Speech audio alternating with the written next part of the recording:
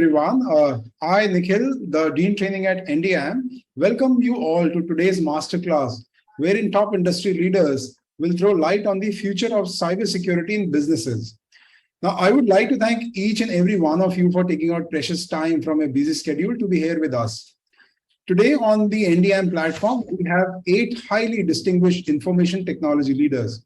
One of our leaders is the CCO of AICTE. We are also joined by 3 Chief Information Officers of DishTV, IndiaBulls Housing Finance Ltd, and Spice Money Ltd, the founder and CEO of Yotta Infrastructure, the Managing Director, Sales of SOPHOS, the Vice President IT of RMSI, and the Group CTO of NCML. They are with us today to teach us the art of becoming the first line of defense of our digital information. Now, NDM has been declared best in India for industry linkages, students' employability, and corporate environment by all the Apex National Commerce and Industry Chambers of India, SOCHAM, CII, and FICCI, including AICTE, continuously for last 5 years. CII and AICTE jointly declared us as the first and only Mentor B School of India for a period of 3 years. Now, NDM heads the Asia Center for Global Risk Policy Network with the first of its kind Risk Policy Institute in India. NDM is the preferred choice of top multinational companies for training in artificial intelligence, machine learning, data science, business analytics, digital marketing, and for the Japanese language and job roles in Japan. Now, without further ado, let us introduce our eminent panelists for today's masterclass. I'll be going in an alphabetical order. Our first speaker for today is Mr. Abhishek Gupta. Mr. Gupta is the Chief Information Officer at DishTV. He's a winner of the prestigious India's Future CIO Award by IT Next magazine. He's a professional who has managed the complete IT strategy and operations of a $1 billion organization and has close to 21 years of strong experience in IT strategy, IT security, IT operations, IT consulting, infrastructure management, etc. So welcome, Mr. Gupta. Our next speaker for today is Dr. Buddha Chandrasekhar. Dr. Chandrasekhar is the Chief Coordinating Officer at AICTE, Ministry of Education. He is the creator of Indian Language Translation Tool. He not only leads the National Education Alliance for Technology, but he has also distributed 450 crore free digital content resources to higher education students and various student upskilling initiatives. Welcome, Dr. Chandrasekhar. Our next speaker for today is Mr. Pankaj Khare. Mr. Khare is the CIO at IndiaBulls Housing Finance. He is a senior business leader with extensive experience in setting up, driving, and managing large and complex IT environments. He has spearheaded digital transformation, IT operations, security operation, built IT practices, Center of Excellence, and IT shared services, and also has in-depth experience in cloud analytics and cybersecurity. Welcome, Mr. Khare. Our next speaker for today is Mr. Sunil Gupta. Mr. Gupta, the founder and CEO of Yotta Infrastructure, is known as the data center man of India. He has built and operated most of the third parties data centers in India. His efforts have been instrumental in India's data center growth story and have been recognized in the industry in the form of numerous accolades on domestic and global platforms. Welcome, Mr. Gupta. Our next speaker for today is Mr. Sunil Sharma. Mr. Sharma is the Managing Director, Sales, India and SAARC countries at SOPHOS. He's a stalwart in Indian IT industry with 29 years of experience in IT industry. Having worked with companies like Cyberhome, McAfee, EMC Data Storage, Iris Computers, Thakral Computers, and Modi Olivetti. He's now leading SOPHOS to grow manifold from 300 to 3,000 plus partner ecosystem across India and SAARC. Welcome, Mr. Sharma. Our next speaker for today is Mr. Ukar Singh. Mr. Singh is the Vice President IT at RMSI, wherein he serves as a key member of the leadership team and contributes to the future vision of technology and systems. He's an IT leader, digital strategist, and also a TEDx speaker with 24 years of qualitative techno-managerial experience in the areas of strategy planning, solution architecting, business intelligence, and digital transformation. Welcome, Mr. Singh. Next speaker for today is Ms. Varundeep Kaur. Ms. Kaur serves as CIO of Spice Money Ltd and carries 19 plus years of rich experience in the technology field. She has engineered a number of important changes to IT at Spice Money, including building scalable infrastructure and ecosystem, IT and security modernization, adoption of automation, low code, no code application, and more. Welcome, Ms. Kaur. Sorry. Our moderator for today's session is Mr. Kapil Mehrotra. Mr. Mehrotra is a Group CTO of NCML Gurgaon. He has more than 24 years of experience in IT consulting, digital strategy, BFSI, and healthcare industries. He joined NCML in 2020 and is responsible for its innovation, IT strategy, infrastructure, application development, and cybersecurity. And I'm your host for the masterclass today. I would request all students and participants to type question in the chat window. At the end, I'll pick up the most relevant question and ask the panelists. Now, let us dive in deep with our eminent panelists to understand how to make our business cyber secure. Over to our moderator, Mr. Kapil Mehrotra. Thank you, Mr. Nikhil, and thank you, everyone. Mr. Nikhil, thank you very much for giving the very nice introduction.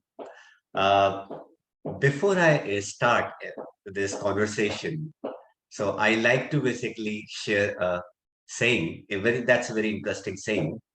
Tell me and I forget. I would request everyone to listen this very carefully.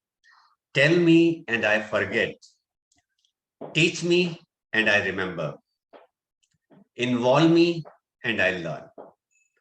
Cybersecurity is like that. The more you involve, the more you experience, you can prepare yourself for the defense. I hope everyone had a great day and staying safe. Welcome in very exciting masterclass of Future of Cybersecurity in Business. Before we start the conversation, I'd like to run through a 10 minutes presentation of mine to just set the context. I'll share my screen, and once you see my screen, please let me know. You can see my content. Is that visible to everyone? Okay. So here is a point which I want to bring in. Sometime we do care and we don't care because a lot of attacks are happening now these days, and we are talking about information security. I like to bring everyone's attention on the few facts, which is basically raising the concern. Wherein, let's take a last row where, like, I have kept my name Kapil, and if someone is asking my name, I am saying my name, and without any information, if I am telling my name to someone, so that's a valueless information, and that is a fact. Means there's no harm sharing your name. But the moment I'm giving my visiting card to someone, so I'm passing a couple of information, my company name, my name, address, phone number, and my email ID. So if I'm a hacker, so I need these kind of, valuable information. And that's what is my data. The hackers are looking for. Whenever we are talking to protect that data, so a lot of things are coming in, how we can classify our information so that we can protect it. So people are talking more about the PII or PI. If I store PII in the encrypted or mask format, right? So that becomes some type of invaluable information to the hacker. For example, let's take a last row. Let's refer to the last row wherein I'm encrypted my phone number. This phone number, this kind of information, if I'm giving to someone or storing in my database, and someone is hacked even, so that will be invaluable. So I'm not getting into the deep what is How do you classify PII and PII? That's a very bigger debate. But this is one of the example which I want to quote it here, wherein people are caring and not caring. There's no choice. You have to basically very careful while sharing your information, which is basically can be mapped. I'm using the word here, don't forget, can be mapped with any further details. If I'm sharing my name, email ID, mobile number, address, so those information can be mapped with further information which I'm aggressively looking for. Right, that's the context of it, of this slide is. Moving on for the next, democracy in data governance is very important. We have to understand the rights of the democracy, first of all. See, the data which I have given you means Kapil Mehrotra have shared his visiting card to someone, right, without thinking. Let's say Abhishek, I doesn't know Abhishek, and Abhishek asked the information, I give it the information, right? So we are democratic. We are living in a democratic country. I have full rights. I can share my information. But I don't know that data is an asset which I am sharing with someone. And it means I am giving the first clue to that person to find out more details about myself. And then the governance comes is your responses. How do you basically carry that responsibility? How do you manage your responsibility wherein you don't know about the rights, you don't know about the assets, and you are basically carrying the responsibility of it? Okay, moving on, I'd like to give you an example, and this will be a big eye-opener for you. Everyone must be having Twitter in their mobile. Do you know that, like, there are 1,789 platforms are sharing Twitter information. So it means Twitter is having access of your gallery. Twitter is having access of your audio and video camera as well. It means whatever you are recording, whatever you are storing, going in the gallery, and 1,789 applications are using that information. And Twitter is retaining that information till 18 months. So this is under the contract of click wrap agreement. Because whenever we are installing Twitter, so we are doing the check there, click wrap agreement, and which says is 18 months they can retain your information and they can have access of your gallery and audio and camera.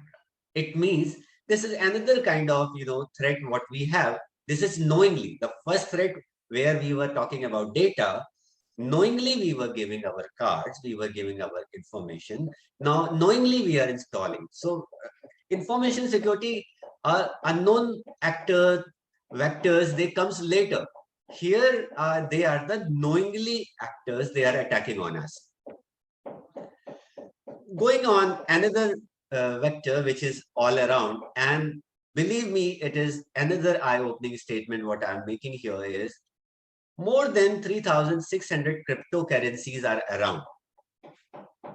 And everybody is crazy about that. People have given the carrot where people are asked to invest money on a Bitcoins, invest money on other currencies, what is popular in their field.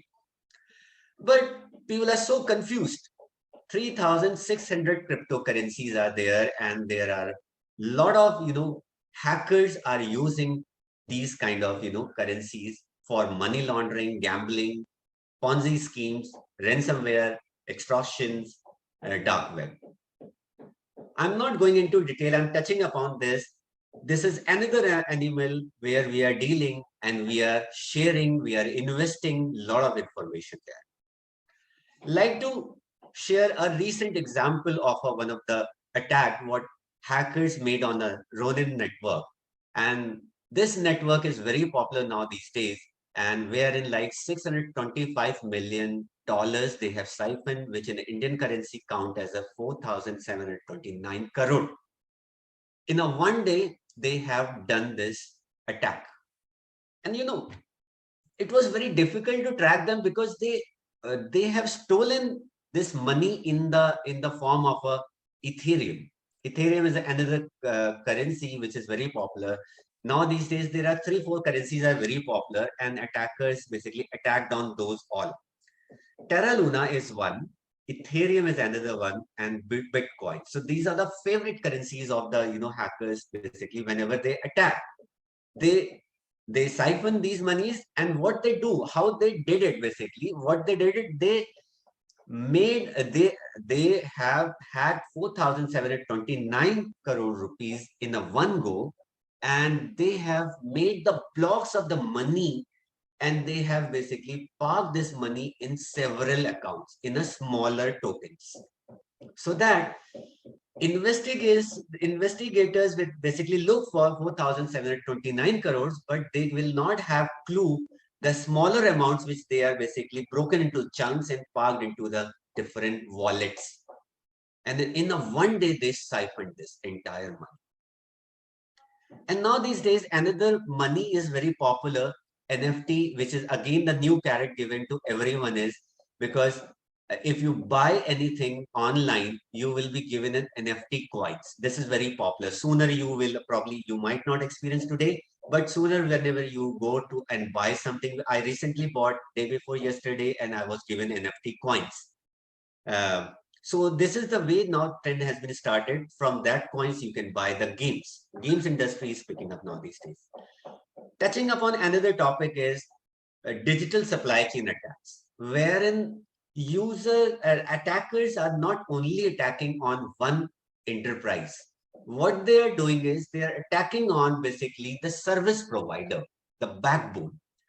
And let's take example of Google, Microsoft, or SolarWind, or so many providers are there. So these attackers, they are basically attacking on those providers because those providers are giving further services to the large corporates, X company, Y company, and Z company.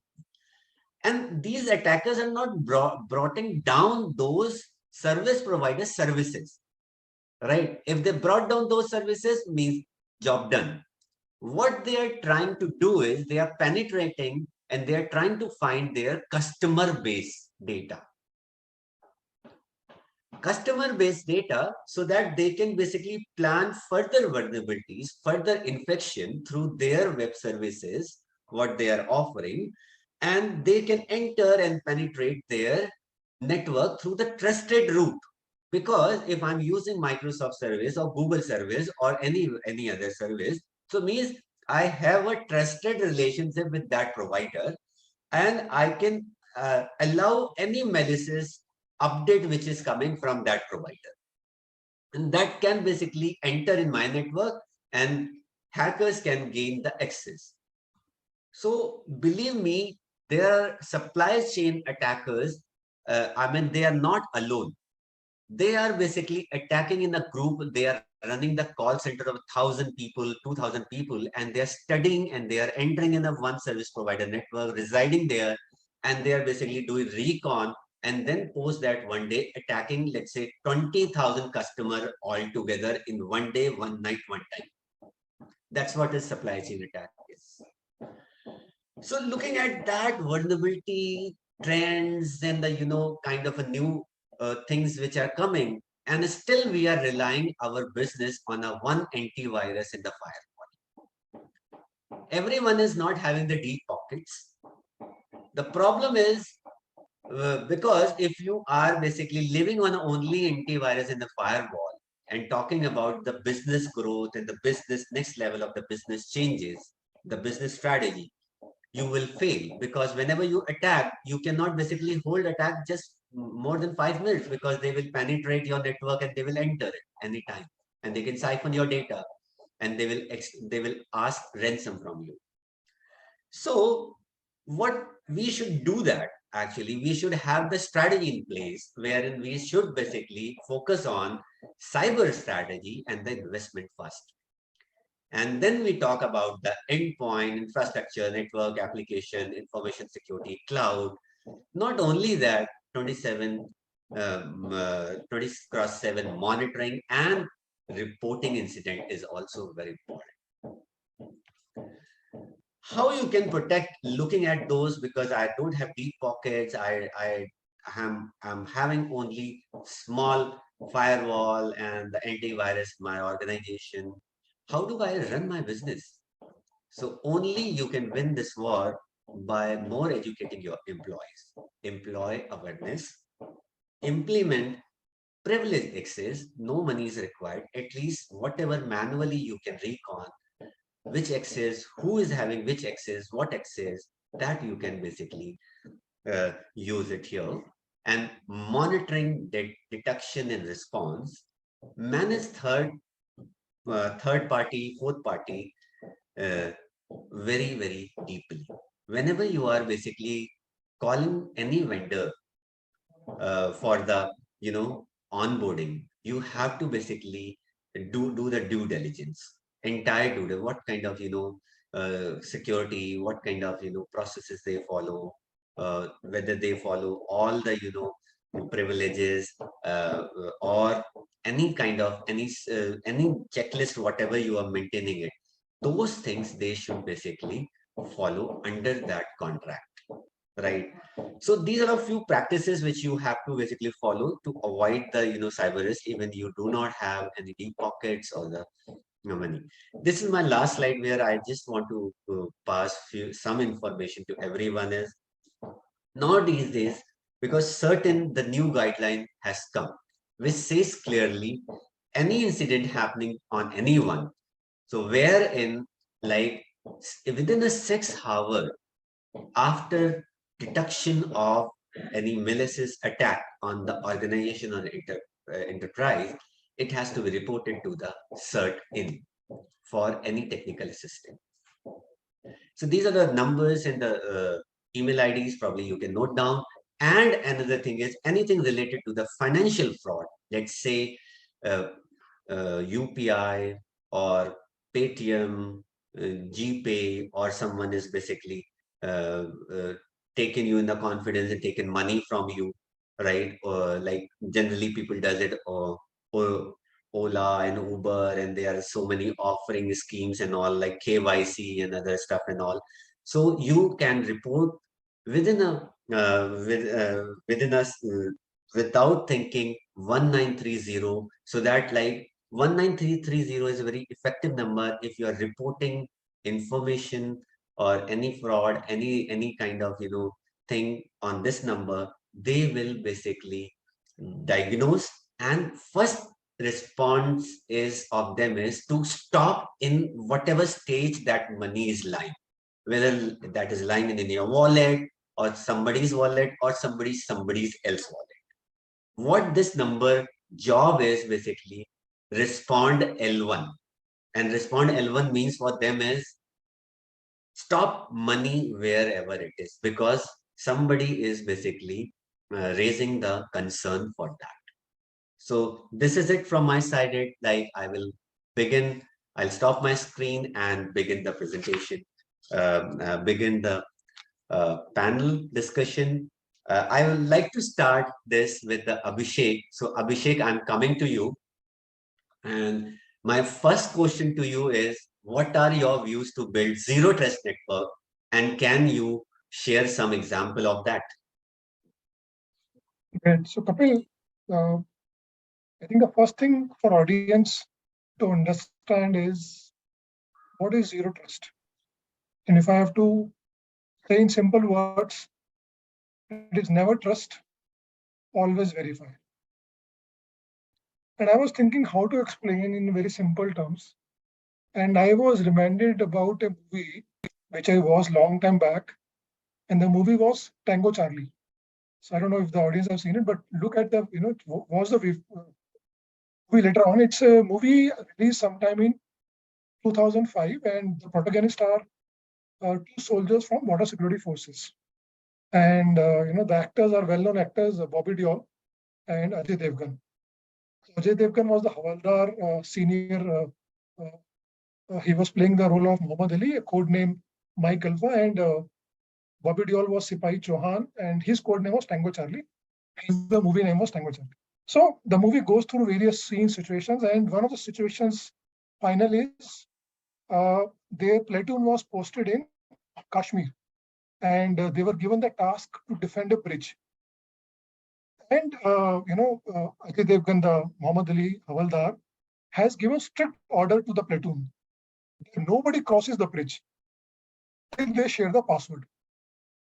And you will ask for the password 3 times. If they don't give, shoot.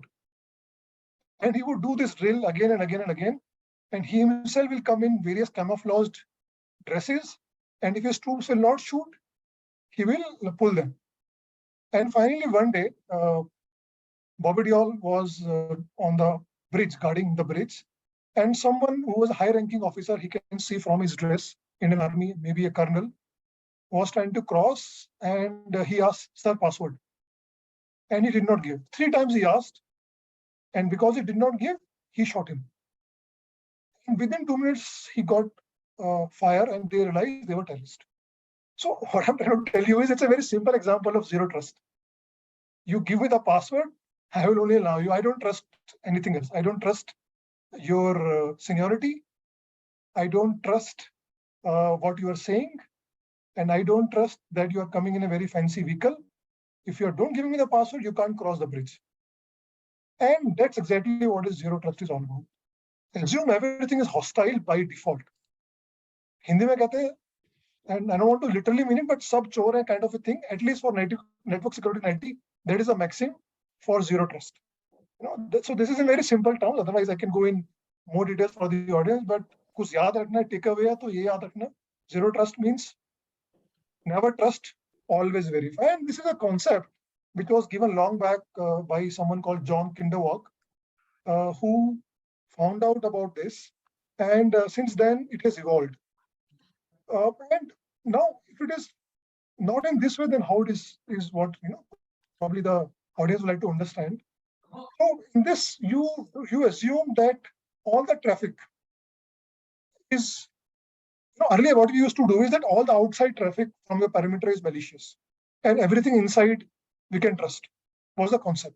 That was the normal your network-based kind of a paradigm that you were having, and because of so many things, cloud, northwest, east-west traffic, things have changed, and that's why it is important now that in today's world we try to implement the zero trust framework.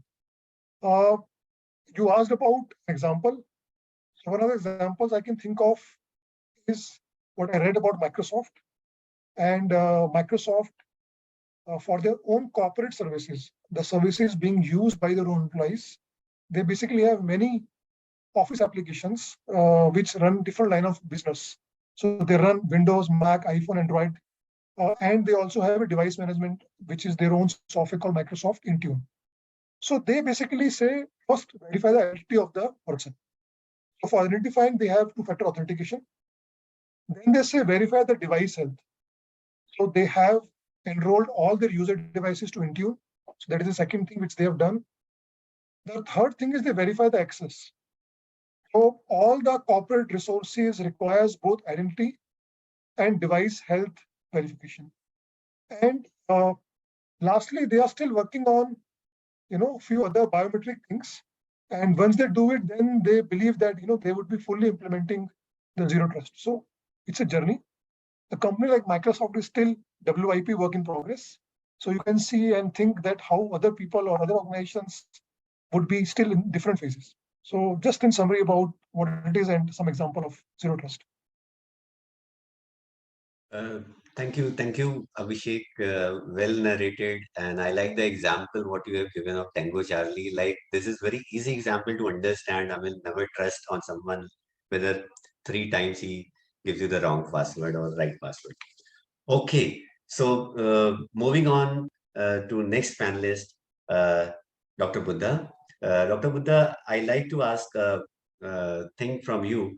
tell us something about AICTE and his initiatives, how AICTE can help in cybersecurity space to fulfill the skill set gaps. Over to you, sir. Good day, everyone. I welcome everyone on behalf of AICTE Ministry of Education, Government of India, for the Future Cybersecurity in Businesses topic from New Delhi Institute of Management. My name is Buddha Chandrasekhar. I'm a Chief Coordinating Officer. And as we all know, the world became a digital village. And recent data shows that more than 85% business transactions are digital in nature. So it became very, very important now to protect those transactions from the cyber attackers. So cybersecurity is important, to protect all categories of data, from theft and damage. I mean, sometimes maybe, people don't steal your information, they will damage or they will just, amend the information. So it is very important to protect the sensitive data, personal identification information. Protected health information is also very, very crucial. Like, we hear a lot of times the health information in US, got stolen, etc. And the personal information, intellectual property, the data and government related, transactions and data. Industry related information, especially the patent pending information, which is very, very important to be protected. I think, keeping all this in mind, I think we need to not only protect the data, we need to protect the networks, data, as well as divides and identities also. So all this became very important. And as you know, the Ministry of Education, we deal with more than 32 crore school higher education students. And we have 15 lakh plus schools and 56,000 plus higher education institutes. And as you know, after Corona, we made all these as a digital powerhouses. So now all these entities called institutes or schools became a digital entities. And we are doing lots of teaching on the digital mode. And, which basically everyone call it as a hybrid, the kind of a mixed mode, there are a lot of names, but, some people call it as a hybrid mode, which we call it as offline, online mode, like, where 60% are become online in nature and 40% is offline. Sometimes, 40% is online, 60% is offline. So with help of this digitization of education in the form of NDR ecosystem and India 2.0 framework, every education transaction, every education institute is going to be digital in nature. So we have planned and strategized all this. But as every digital transaction is potential threat for cyber attack. So it is very important to protect and safeguard the information of every student, faculty, institution, as well as the edutech companies involved in this educational space. So that's where we have created a cybersecurity strategy for school and higher education. And we started upskilling and training all the students and faculty and making them more understand on this cybersecurity, cyber safety, awareness camps. We are, doing lots of hackathons, and we are basically creating awareness camps, how to report a cyber crime. Like example, there are lots of girl students, who are basically getting, issues in the cyber media space, like in social media. So how to report it, whom to report and do's and don'ts, and, and all this. And along with that, I'm happy to share that Ministry of Education, we identified 55 future technologies as well as jobs, which is going to rule the world for next 15 years, which includes artificial intelligence, business intelligence, IoT, cybersecurity, data analytics, etc. So, and we, as I already mentioned, we started giving them the real-time skilling to our students. The first thing what we said, we asked them to protect their LAN and, and Wi-Fi networks. And then slowly we started asking them to pull the data towards the cloud and started, teaching them how to protect that information. And now slowly we are moving from Wi-Fi to Li-Fi. And we are slowly teaching them, how to protect their networks, not only protecting their networks, they give their Wi-Fi networks to the nearby villagers. And slowly, we are trying to protect all these systems, and we are teaching them, we are training them, we are upgrading them. So all this we are doing it in a parallel sessions and very actively. And the method we have taken is train the trainer method, because as you know, the number is very huge. 32 crore is a huge big number. It's more than the population of United States of America. So that's where we see that, and we started doing train the trainers model. And we have identified the computer specialists as well as the faculty who is interested on cybersecurity. And we have even selected best of the best students and started teaching them, and they internally started giving all this knowledge transfer to each and every student and the faculty. Because it's very important. I think I strongly believe, we as a government of Indian Ministry of Education, we strongly believe that we need to create more than 1 crore cybersecurity professionals for next 5 years. But it needs to start from our schools. So that's where we started this entire exercise from the class 8. And we started basics from them, and do's and don'ts, and slowly giving us small assignments, and slowly taking them towards the advanced concepts like, cyber stacking, cyber phonography, cyber bullying, cyber grooming, Facebook cloning, reverse image searching, brute force attack, credential stuffing. We are even teaching them how to protect from malware, spyware, ransomware, how to basically identify the viruses and protect them, by utilizing the antiviruses, how to identify worms, phishing, man-in-middle attacks, DOS attacks, SQL injections, zero-day exploits, DNS tunneling. We are trying to, add all this into their knowledge, so that, they will become professionals by the time they come out of the colleges. So the thought process is give to more than 3 to 4 real-time experiences to the students, and or at least create a simulations, so that, they will get into that kind of a mode, and, they will try to protect themselves, and not only protect themselves, they will try to protect the environment and the society nearby. Because the group activity is also very important. It is not only that an individual protection, it is very important to understand and learn the society-based, the group activity kind of a cybersecurity protection in this current, world. So keeping that in mind, we started recommending R&D centers of cybersecurity technologies in various institutes, where we do a basic research and technological demonstration, proof of concepts of cybersecurity concepts, and R&D test bed projects, prototypes, and sometimes, the skill enhancing, because along with the cybersecurity professionals, we strongly believe the cybersecurity teachers is what the world wants. And where we see the millions of opportunities for Indians, as we are very strong in maths and science, and we all strongly believe that, we Indians can do a best of the best jugaad. So what it really means is, we can identify the loopholes very easily, and try to fix those loopholes. I think this is where we can involve in each and every business, irrespective of the sector, and try to put in more students into it. And we need experts, like you, and, your help, where you can teach and guide and mentor our students, so that we can create millions of cybersecurity professionals from our country, and let us deploy them across the world, and, and protect the entire, globe. And, that is where I call it as, let us become a Vishwaguru in cybersecurity. I think, that's where we need your help. And we are open for this, and we are open for any kind of suggestions you have. Thank you. Sure. So we have a lot of questions for you. I'll come back to you again. So thank you for sharing your views and the kind of, insight you have shared about the course, and the kind of, progress you are making it to nurture the students. We have other questions as well for you, but we'll come back to you sooner. I'm moving on to Pankaj Khare. Pankaj, how can cybersecurity help in business growth?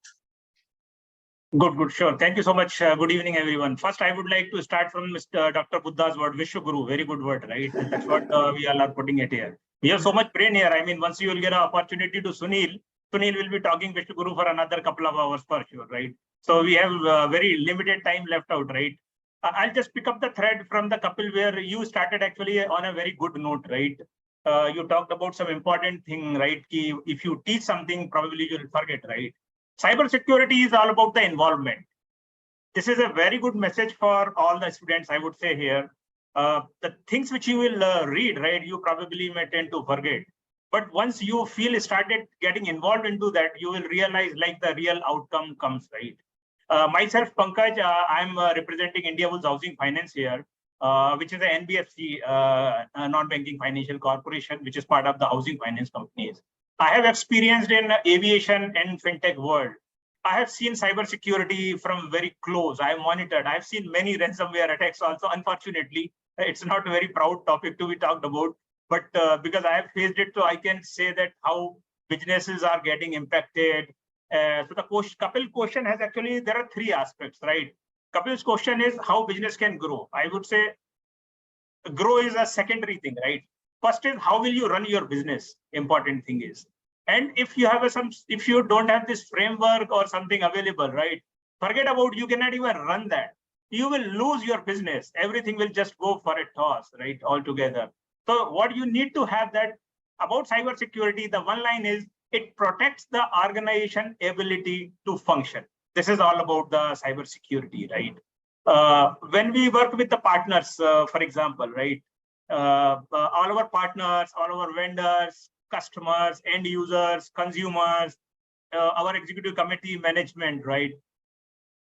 There is not even a single person who is not even involved in this. So cybersecurity is a responsibility of each and every person, each and every employee of the organization, including your third-party partners and all, right?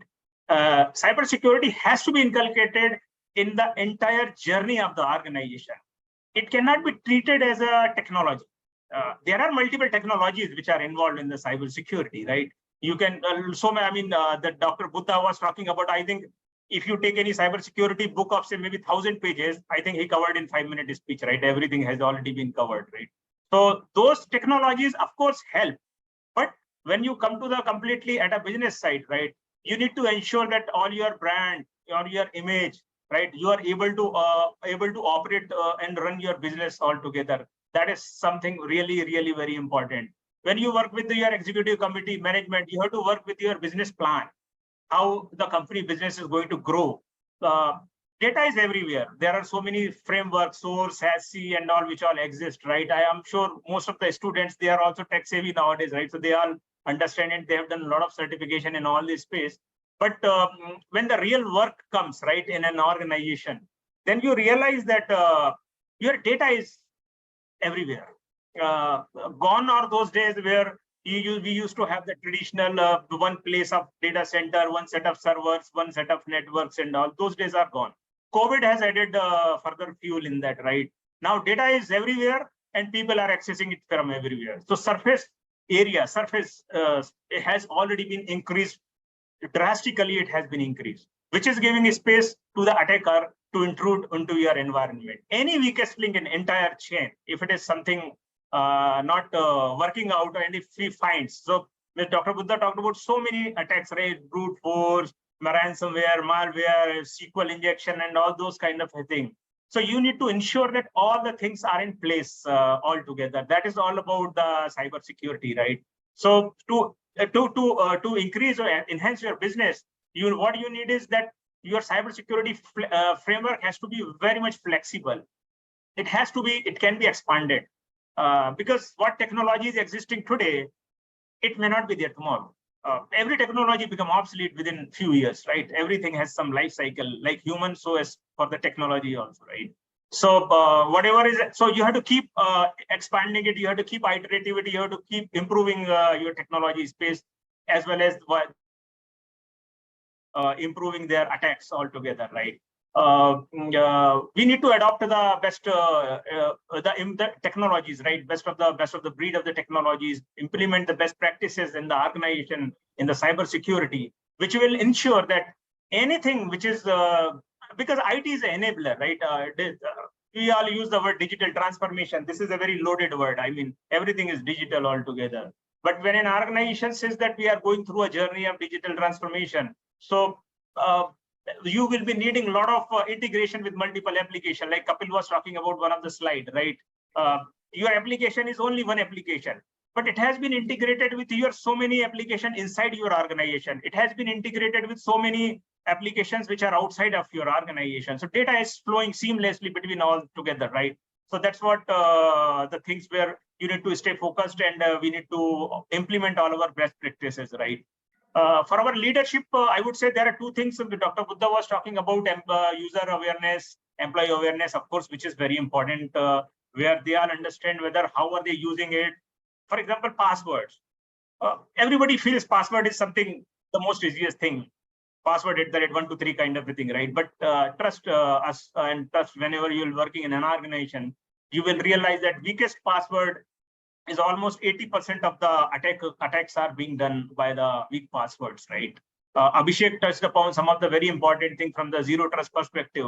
So there are multi-factor authentication, those kind of a thing also, which is giving, you all are being, I mean, a student or in your personal life, you are using so many applications like Twitter, you might be having all wallets, GPay, Paytm and all together, right? So you have to put all required security even in your device. I would strongly recommend all Android users, mobile users, at least buy some 500 rupees of license and put that antivirus even in your mobile devices, right? It will give you a lot of benefit. Otherwise, you will realize in a longer run, these things are going to be really killer in coming days overall, right?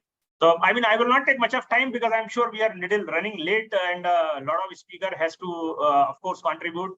Kapil is showing some fingers. I think he is running out of time for his question. So we'll continue this conversation and I'm sure it will be helpful. And thanks for giving me this opportunity. Thank you, Pankaj. I know like you have a lot of content to share because we have some time crunch here. But nevertheless, like we'll come back to you with the second question. So moving on to Sunil ji, Sunil Gupta ji, I think he's not there. He may join in between. So I'm jumping on Sunil Sharma ji. So I have a before I ask question, I'd like to basically tell something about him. Sunil Sharma ji is very good motivational speaker, and I personally heard him many times. So Sunil Sharma ji, again, I have opportunity to talk to you, and I have a question for you. So directly, I'm raising that question and expecting a, as usual, answer from you. Being a cybersecurity OEM and expert organization, what challenges you foresee for the cybersecurity adoption, and what do you advise to the different business regarding the same? So thank you, Kapil, for a nice introduction. I would want to say that this is not a motivational class, so that was not required. But anyway, thank you very much, Dr. Buddha, Pankaj, Abhishek, for throwing light and talking about cybersecurity from a global perspective and giving an introduction to cybersecurity, I think, to our entire audience, which is primarily our students. I would want to tell you, my dear students, that cybersecurity, inverted commas, is the future for you. Okay, so if you really want to do something good in your life for the next 20 years, you can look at cybersecurity as one of your career. And I think today, in terms of skill set gap, cybersecurity is where you have a lot of skill set gap. So it's all about demand versus supply. So please make yourself skilled in such a way so that you become the cybersecurity expert and become very relevant to the industry. Now, the question which Kapil is asking me, Kapil, on that front, there are many challenges, which all organizations are facing. Reason is very simple, because the threat landscape is changing. And there is, my dear students, there is one word which is called TTPS, which is like tactics, techniques, and procedures. These attackers are constantly changing this TTP, constantly changing, ever changing. And at the same time, when we look at which segment is being attacked the most, all segments are being attacked. There is no one which is left out. Number one. Number two, not only about like if we take only one ransomware, let's say, for example, okay, the initial access broker, that's another one, IAB, please note it down, IAB, where people are getting access to the network of any organization. It's available in the market, dark web. Any person who is just like an unskilled person on cybersecurity can get that skilled and get onto dark web and get all those tools and ammunition to target any kind of cybersecurity attack. So that's how this market has become today. Now the challenge with all organizations today is, I bought these products, they are no more relevant today to me. How do I What do I do with this? How do I go back to my directors and CFOs for giving me more money to change the entire stuff, which is not going to be possible? Absolutely in agreement. So there are 2-3 things. One, the budget, which one has to take care of it. So start with what is most important for you today. And Pankaj and Dr. Buddha, Abhishek, everyone, and even Kapil has in his slides has given very basic stuff. Try and take backup of whatever you are doing, patch the vulnerabilities on top priority, and configure whatever system you have, appliances on network firewall, endpoint, whatever you have bought, please configure them properly. Most of the times, very recently, one organization came on Sunday. They are not our customers, and they wanted to look for an help. So we provided them rapid response, which is one of our service which we provide. There we found that one of the server which was like remotely, and they didn't even protect that server, and they never thought that the attack could be launched from that server. So please understand, it's very, very important. Don't leave. I think that's where Pankaj was talking about. Don't leave. There was a program from government that agar ek bhi bacha chhoot jayega to suraksha chakra toot jayega, is about the family planning, vaccination program which was there. So I would want to remind all of you that ek bhi nahi chhootna chahiye. Otherwise, security, that is going to be broken. So, and user awareness program, very, very important. So in this world, when every one of us is trying to do our best, I think artificial intelligence, which is taking overall perspective, the data which is there, and understanding, and people are going through all this budget challenge and the skill set gap and the manpower gap. I think we have to utilize the best of the best what is available today and move towards monitoring which is 24/7, not possible by 1 or 2 persons in your organization. So always try and take this service, which is called NTR and now NDR.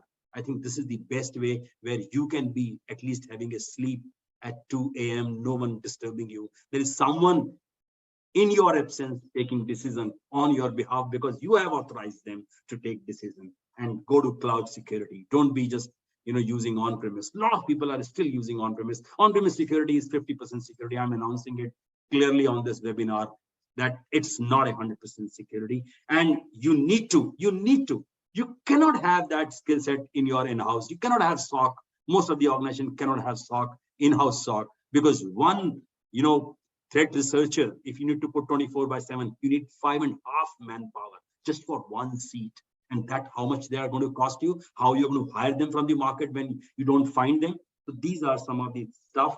It's the time from reactive to proactive approach. And proactive is 24/7, which is NPR India. Thank you very much. Over to Kapil. Thank you. Thank you, Sunilji, for very deep insight. Moving on to Ukarji, what should be the ideal approach to cybersecurity for business, given all the hype around? Thank you, Kapil. Thank you for having me here. And I think nice discussion all around with the co-panelists. I think this is a very pertinent question.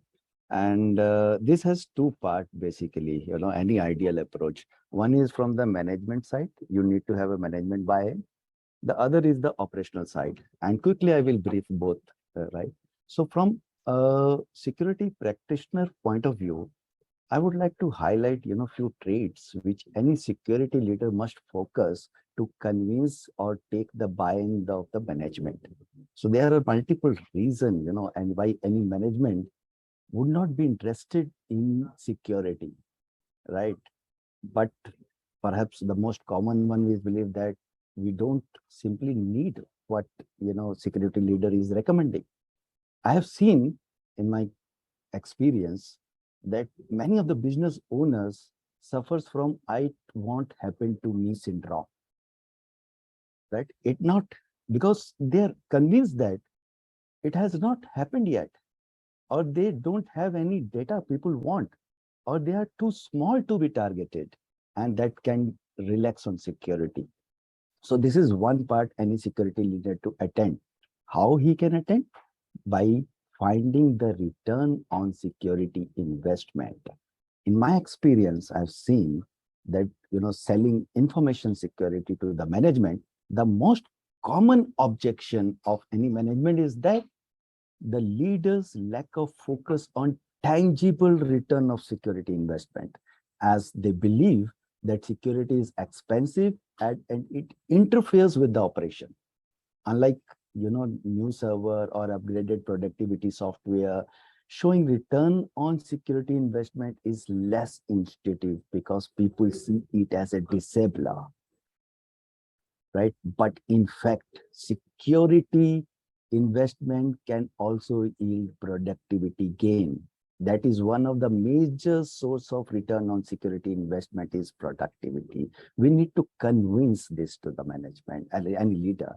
And while convincing the information security, a leader must also find the risk or tangible losses that may come from not having the proper security in place, and to seek to quantify those potential losses. That is very important, because that's how people in the management understand business language. So we need to communicate in a business way. The other way is handling security fears and the resistance. Any leader must also help management to deal with the employee complaints, often caused by security initiatives. So how we can do that? We can share real examples of tragic information security incident in other small or mid-sized business that are like them. Show that the actual regulation and tangible penalties for failure to comply, like the recent 13-1, right? So this is the first approach to bind the management, and a leader has to work on this. Now I'll come to the operation side quickly. Very briefly, I can say that with my experience, there has to be layers of security in any enterprise or organization. I consider them 3 layers of security. The first layer of security is employee, right? Security is not only IT or security function responsibility. It is everyone's responsibility. The employee awareness, employee contribution to security is the first layer of security. Right? So that is very much important. And organization and leader and management has to work on that, right? The second layer of security I consider is RISC, risk, which basically is R stand for risk management, which is the process of managing risk associated with the use of information technology. It involves identifying, assessing, and treating risk to the confidentiality, integrity, and availability of the organization's assets. So this is risk management. IS from the risk is information security, which is a framework of policies and controls that manage security and risk systematically and across the entire enterprise, right? These security controls can follow common security standards or be more focused to your industry, like NIST framework is there also. The last part is the C, compliance. The security compliance management, which is a process of monitoring and accessing system, devices, and network to ensure that they comply with the regulatory requirement. So this is the second layer: risk, information security, and compliance. Now, what is the third layer? So I have a strong belief that if you can't measure anything, you can't manage it. The third layer is the internal audit and the external audit is required to find the gaps, and it's a continuous cycle. After finding a gap, you need to review, and then again you have to involve the employee awareness, engagement, and all the risk second level and third level. So it's a continuous process. So in brief, I just wanted to, this is an ideal approach from the management angle as well as the operation angle side. Thank you. Thank you, Ukarji. I mean, the way you have narrated, I mean, heads off to you. And I really loved it and each bit of it. With this, like, I'm moving on to Varundeep. Varun, I have a question for you. As you are in fintech, what steps are you taking to controlling threats to protect your network and customer information? Right. So thank you, Kapil. While most of my fellow panelists have covered a lot of details and insights out of it, so I would like to take upon touch upon few points which have already been covered. I will not expand on them. Like Mr. Singh said, first and the foremost step for any security is about, and humans, they are the weakest link that is available. Even you talked about in your presentation also. So first and foremost is awareness. And I would also like to take a cue from Abhishek, where he mentioned about Tango Charlie. So what happens is that in our movies, especially in Bollywood and Hollywood movies, they feel that cybersecurity is all about hacking and protecting about hacking. It is much beyond that. So we need to understand is that everyone, like Mr. Singh has also mentioned, that it is a shared responsibility. It is not a AppSec or InfoSec or a CISO's or CIO's responsibility to protect the organization from the security threats. It has to be managed and it has to be a shared responsibility. Like here, we are saying the InfoSec guys will do the audits or they will do the VAPTs and they will share the reports. Here in our organization, we follow it at the design level itself. So whenever there is a new requirement, it is, and since we come from a highly regulated space, we have to take care of the compliances, risk and the governance part of it. That whatever we are considering and whatever solution we are going to build, how it is going to go in when it comes to risk compliance and auditory requirements. Apart from that, whatever solution design is inbuilt, so that is also validated by people who are subject matter experts along with information security people participating into that. And then when a code is developed, so no deployment goes into life unless and until InfoSec clears that. And before that, we have built security validation into our CI/CD pipeline. That means we have inbuilt SAST and DAST tools, which will validate, identify what are the security gaps. And then whatever gaps are there, so those are first removed from that particular code, and then the production deployment happens. And here it is that it is not that you have built a code and then you deployed it and that is done. So we believe that a regular training is very much important, where developers should know how to write a secure code. Most of the security breaches which you have seen, so they are not very big breaches or that require a lot of intelligence into picture. They just exploited few misconfigurations. Most of the data breaches and privacy issues which you will find that somebody has left some door or window open for somebody, and somebody taken advantage of that particular stuff. And this is what happens is that this is even this happens at the topmost layer also. Like we talked about the password, right? So people will say, what will happen to my laptops or my information? I am not carrying such a sensitive information. Why somebody would attack me?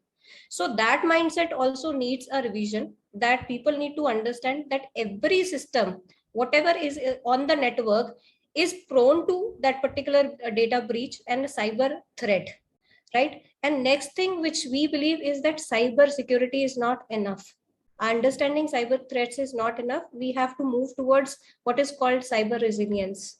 We need to find out how to make our systems, our networks, our ecosystem, in order in case of any cyber threat or any kind of a breach, how do our ecosystems continue to operate as they are intended to. Third thing which I believe that we are protecting, if there is some kind of a gap, like somebody has coded and there is a gap, or there is some kind of a breach that we have identified, rather than keeping that particular stuff under the wraps and not letting the world know, we make sure that everybody, at least in the technology space, like they are aware, so that they know the impact, what it could have led to, and what we could save out of that particular stuff. So from that, and then apart from regulatory compliances, I believe we have all the things like SIM, SOC, and all the security equipments already in place. ZTNA, this terminology has been there for more than 12 years. We are still, it is in the inception, like the word ZTNA came in 2010. But the point is that here with the pandemic, the thing is that people have become more aware. the cybersecurity budgets are getting approved. You don't have to run behind management telling them what it would cost you unless and until that is done. And last thing that I would like to highlight is, in most of the organizations do not even come to know if they are breached. So vigilance about the hygiene processes. So what we have done, we have automated all the hygiene processes, all the processes which have to verify certain things. We have not left it to manual stuff. And the last and the foremost thing is that we need to involve managed services or managed security services providers, because we cannot, being into fintech, we cannot provide a core roadmap to my people, even who are working into security. So we will never be able to bridge that particular gap. So we have partnered with managed security services providers who are working along with us. Having said that, it does not take away the governance part of it or our responsibility to protect the organization. So these are few ways and means which we are trying to incorporate in order to protect the information. Thank you, Varundeep. It is quite insightful. I mean, the kind of solutions you talked about, SIMs and other, they are really worth basically implementing it. So without further delay, because of the paucity of time, I would request everyone to basically give the answer in the crisp 1 minute. So I'll start with Abhishek. Abhishek, what are your views actually? What you advise to the audience? What should they take care about to protect ourselves individually or as an organization? Anything specific, Kapil, in terms of, or generally? In general terms, if you want to suggest something. Because we come from enterprises, so I think from the enterprise perspective, the maxim that we follow is, plan, test, execute, and be prepared for the worst. I think probably the same maxim can be followed on individual capacity. So when you plan, you basically plan your defense assessments, you decide how well you are prepared. You also develop a plan which is a response plan to incident if something goes wrong, despite your best efforts, what you will do. You finally test your strategy by doing some kind of drills. And if God forbid something goes wrong, because you have done everything, so you are good. So I think that's what I would suggest. Understand. So see, security is like that. I mean, anything can be happen despite having a lot of systems in place, processes in place, but one single glitch basically cause for the compromise. I totally agree what you said. So it's all human awareness is more important than other stuff. And proactive actions we should not ignore, rather I would say, because in my experience we should not ignore anything actually. Any small suspicious object, we have to basically take care of it. So moving on to Dr. Buddha, because he has also very good insight and what he shared. Dr. Buddha, are you there? So I want to understand more about the university plans to helping nation to make strong cybersecurity foundation. So as I said, till now our country never focused on the research and intellectual property. That's where we are focusing and trying to give more funds, as well as establishing the R&D and Center of Excellences, mainly focusing on cryptography, cryptic analysis, networking and system securities, security architecture, how to identify the vulnerabilities, how to monitor and surveillance and do a forensics, because forensics is it's a vast business. I think it has millions of opportunities. So I think, we as an Indians, we can do best of the best in that area. And doing a content and traffic analysis, is again another very, very important area, where we can do our best. So we are establishing the Cybersecurity Center of Excellence centers in various institutes. And not only that, we even, teaching them the cyber ethics, the digital, health, cyber health, as well as cyber wellness, and how to fight with the misinformation. Because recently we realized a couple of fake websites where they take admissions. I mean, God knows how, I mean, I never even imagined, because I was a technologist and, I'm a cybersecurity professional. And when I saw, I was amazed. It was just replicating, the entire process of government of India, I mean, Ministry of Education. So for ourselves itself, it becomes so difficult to identify unless until, you really dig into the information. I think there's lots of misinformation is also in place in the digital world, where we can create awareness to the user. So that's a very big, area of business. So we are training, teaching, and, and strategizing all our institutes to create all these specialized entities. And at the same time, as I have, due to lack of time, I'm just cutting it short, but lots of on the cyber laws and reporting, and we are teaching them new technologies like blockchain, IoT security, etc. And I welcome all the experts and the panel members, part of this event, to become a part of our team India by mentoring our students and faculty. Because what we see is, very few have this kind of an expertise on the ministry level. So we need industry experience and industry experts to mentor our students and faculty, sir. I think this is very important. I think till now what is happening, everyone is working like this. I think now we all need to work together as a team India. So that is a missing piece what I see, and I request all of you. So let's have more detailed discussion and how you can help us and how we can help you, because our students and faculty may be a potential customers for you, because we are planning to create more startups in cyberspace, more researchers, more entrepreneurs in this area. Maybe they may be your customers, or maybe they may be your potential employers. So that's a thought process, what we are carrying. So let's all work together, and thanks for giving time for this. Thank you, Dr. Buddha. Thank you. Very insightful. And we'd love to work with you further in case if there is any opportunity. And definitely we'll talk this in detail. And I'm moving out with this thought to Pankaj. Pankaj, what are your major challenges you have seen in the, in your career? Right. So most of the things I think we have discussed, right? Some of the things I wanted to talk about the losses also which business incur, right, due to these attacks. Important thing is there is no direct mechanism to find out, I mean, what are the losses one business is incurring. There are some direct and indirect, we can calculate some of the things, right? Kind of if you have what kind of a downtime or what kind of a disruption you had, what was the loss in say revenue, maybe profits, or your customer, those kind of a thing, you can figure it out, right? But there are still some of the stuff like reputational building, those kind of images and all, which goes for a toss, right? It's very, very difficult to calculate altogether.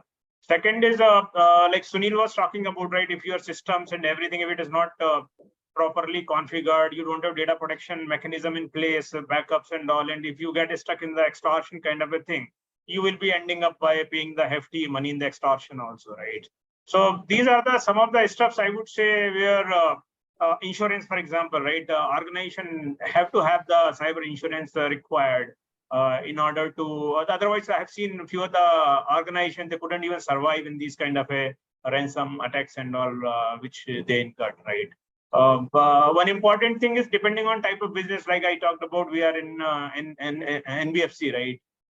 So with the regulators, when you work like RBI, NHB, or CERTINs and all, these incidents, which of course it takes place maybe in few hours to a day, but it ends up your responses and your team, which will be working with these regulators even for many months to even years, right? So the productivity loss, their effort, the cost which you are incurring, you are involving maybe forensic companies, you will be involving some of the third party to do the evaluation.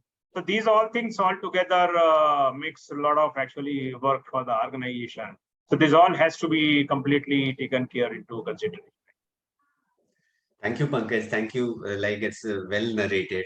Mr. Uppal, you like to comment on something to build the customer experience, because a lot of cyber threats are happening around. So what is your view in that? I think when I saw the question, it's a very interesting question, Kapil. See, security and customer experience appears to be the oddest of couples, right? But if we take a closer look from a business perspective, we will uncover their surprisingly remarkable relationship. The first one is concerned with keeping people safe, while the other focuses on keeping people happy. Very contradictory sometimes, but safe and happy is a good combination.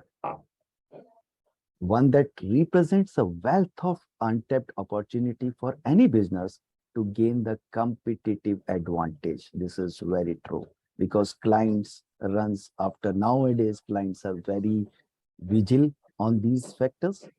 So if our company can guarantee its customer a secure online environment, it will be able to create positive experience that differentiate our business from its competitor, right?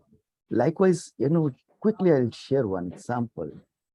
Now clients, while giving an order to any ITES sector, they are checking your visibility, your security scorecard. There are solutions and services available that they can see that where their vendors or the ecosystems are there. So we need to be proactive in progress so that customer know that their data is safe. So forward thinking, due diligence, and taking proactive cybersecurity measures are the key ingredients to or for the experience of your customer will appreciate. Thank you. Thank you, Karji. And I totally agree what you said. Varun, coming to you, and companies have a malware recovery plan. So many companies have been attacked and they are having. So how your company is preparing it? Kapil, we mentioned earlier also that awareness is the key. So like they say, Savadhani hati durghatna ghati. So that is what is applicable across security. And employees or the human beings, just they remain the first. I will say they remain the weakest link. So the important thing that we take care of is that we keep on making them aware. And what happens, what is the issue with is that you ask employees to attend the trainings, they will attend the training, they will pass the exam, and 2 days later they will forget whatever has been taught to them. So here it requires a continuous application and assessment of what they are doing. And usually what we have seen, endpoint protections, people will say it has turned my laptop slow, I am not able to do that. Here all these questions or these concerns come up because people don't understand why these are required. So first thing is that endpoint protection and all the necessary awareness that we try to build in. But if at all then malware issue happens, so first and foremost thing is that we try identify what all has been impacted, we try to communicate the impact that is there, then we try to block the particular origin of the malware where it has come up from, and then restore and recover is something that we try. And then the last and the foremost thing, which I believe is most critical, is that you should not dust the incident under the carpet. You should critically examine and figure out what went wrong where, which you, and what are the areas which you missed. And once you identify that, then you plug onto that. And here what I would like to say is cyber security implementation itself is a journey. It is an evolution that will continue to keep on happening. Even like I see one of the questions where people ask, what are the skills that we should learn? The point is that as fast as the technology is growing, the hacker and the security requirement and the needs are growing even at a faster pace. So here, apart from knowing what can go wrong, we have to be thinking about how we can participate and remain vigilant in ensuring that no matter how smart the hacker becomes, we are more smarter in order not to fall into the trap of the malware attacks like COVID. we talk about, so COVID, the only best way out is to protect yourself and to remain vigilant and follow the practices. So here also we tell employees that the best safeguard against the malware or the ransomware attacks is that be vigilant, be aware, and follow whatever is being told by the cybersecurity professionals within the organization, even if you don't like to follow them. So this is how we take it up. Thank you, Varun. With this, we have reached end of the session, and it was very good experience in having you all here. And I like to especially thanks to all the students and the people those are available in the webinar for joining this. And I like to call Nikhil ji for the final remarks. Nikhil ji, Yeah. over to you. Yeah, thank you so much. Very, very big value addition. I was just calculating all of you together represent more than 150 years of experience of cybersecurity. So that's the master class. This is actually truly a master class which all of you have made. So I'm really thankful to all of you. And I really like Dr. Buddha's idea of Center of Excellence AICTE is planning to set up. So we are also, in discussion internally. And I'll come back to you if we are planning, if we come out with the Center of Excellence for Cybersecurity. That's a very good initiative, I'm thinking around this space. And just to share with all of you that we have started working in the cybersecurity space as NDM as a college, though we are MBA college, but we are venturing into this space. Next week on 25th and 26th of August, we are running a cybersecurity training program. I'll be sharing with all of you the details just for your information. And I would like to thank Kapil ji for stitching the entire masterclass together. This is like, see, even 400 people are still there. All right, so you can very well imagine the kind of value you have brought to us. Plus, I can tell you, beside these 400, 200 students are sitting in the auditorium attending this. So there are approximately 600 participants right now, who are listening to all of you. So thank you so much for helping us out in building the youth of our nation. Kapil ji, thank you so much for stitching it together. Abhishek ji, Varun ji, Pankaj ji, Ukar ji, thank you so much. Dr. Buddha, everyone, thank you so much for taking time out and building us the youth of this nation. Thank you so much. Have a good evening. Thank you very much. Thank you. Really appreciate it. And a very good experience, and I liked it personally. Yeah. Thank you, everybody. Thank you, everyone.